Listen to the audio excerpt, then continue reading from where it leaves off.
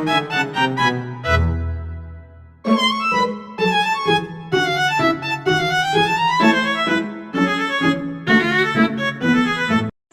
warahmatullahi wabarakatuh. Perkenalkan, nama saya Fima Jikrada Lubis dari Ilmu Komputer 2. Baiklah, di sini saya akan menjelaskan tentang masalah lingkungan hidup di Indonesia dan teknologi. Jadi, masalah lingkungan hidup di Indonesia dan teknologi memiliki 5 aspek. Yang pertama tentang masalah lingkungan hidup Indonesia dan solusi teknologi. Poin-poinnya itu terdapat 5 tentang teknologi hijau, pengelolaan sampah, konservasi hutan, dan pengelolaan air, peningkatan kesadaran dan eksplorasi kodrasi.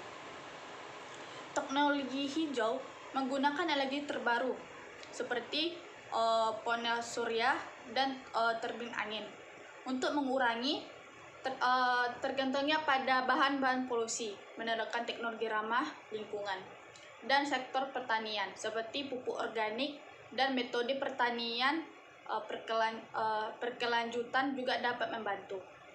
Yang kedua, pengolahan sampah.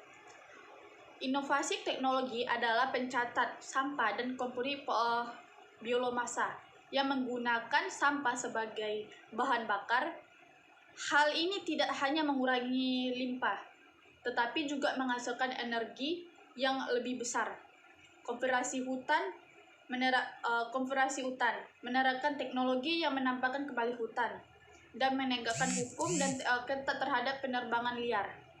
Menggunakan teknologi seperti drone sex untuk mengawaskan hutan dapat membantu dan mengurangi deforestasi. Yang keempat, mengolah air.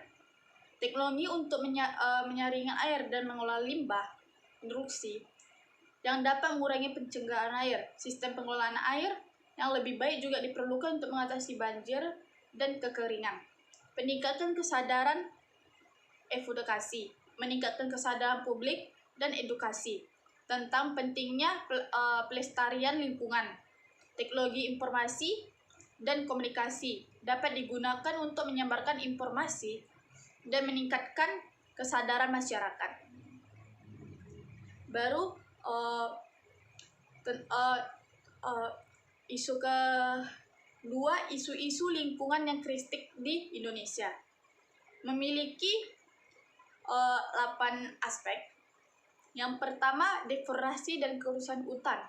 Deforestasi disebabkan oleh konversi hutan terjadi lahan, pertanian dan perkebunan, serta penerbangan liar. Ini diakibatkan kerusakan ekosistem dan hilangnya habitat satwa liar. Polusi udara, emisi kendaraan bermotor, induksi yang pengembaraan sampah penyebab polusi udara yang berdampak buruk pada kesehatan manusia dan lingkungan. Pencemaran air, limbah industri, sampah, listrik, dan penggunaan pestisida menyebabkan pencemaran dalam laut yang terdapat pada keanekaragaman hayati dan kesehatan masyarakat. Yang keempat, limbah plastik. Indonesia adalah salah satu penyebab limbah plastik terbesar di Indonesia. Limbah plastik yang tidak dikelola dengan baik berdampak negatif pada lingkungan dan kesehatan.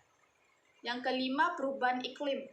Indonesia terentam terhadap dampak perubahan iklim seperti peningkatan permukaan air, laut, dan cuaca ekstrem. Hal ini merupakan upaya mitigasi dan adaptasi dan efektif. Yang keenam, kerusakan ekosistem laut. Perikanan yang tidak berkelanjutan dan polusi laut menyebabkan kekurangan dan ekosistem laut. Konservasi laut dan plastik berkaitan keperluan diperlukan mengatasi masalah ini. Yang ketujuh, penyusunan lahan pertanian. Fungsi lahan untuk membangun introduksi dan industri menyebabkan penyusutan lahan pertanian, melindungi lahan pertanian yang mengembangkan pertanian berkelanjutan dan solusi yang diperlukan. Keanekaragaman hayati. Ancaman terhadap keanekaragaman hayati di Indonesia dikarenakan perusahaan habitat, penangkaran ilegal dan spesies invasif, Di konfirmasi ini yang ex situ serta peningkatan SDM sangat penting untuk menjaga keanegaraan hayati. Yang ketiga, dampak perubahan iklim dan pemanasan global. Memiliki 8 aspek. Yang pertama, peningkatan suhu global. Rata-rata suhu global meningkat yang menyebabkan berbagai efek seperti gelombang panas yang lebih sering dan interaksi, seperti pencarian es di kutub. Yang kedua, kenaikan permukaan air laut. Akibat pencarian es di kutub dan ekspektasi terma air laut, permukaan air laut naik ini mengancam wilayah pesisir dan laut pulau kecil yang risiko banjir dan erosi. Yang ketiga, cuaca ekstrim. Perubahan iklim menyatakan frekuensi dan intensif cuaca ekstrim seperti badai, banjir, dan kekeringan. Hal ini berdampak pada kehidupan manusia, pertanian, dan infrastruktur. Yang keempat, pergeseran ekosistem dan pesisir. Perubahan suhu dan pola suhu hujan memaksa banyak spesies yang beradaptasi, bermigrasi, atau bahkan menghadapi kepunuhan. Ekosistem seperti terumbu karang sangat rentan terhadap perubahan suhu air. Yang kelima, dampak pada pertanian.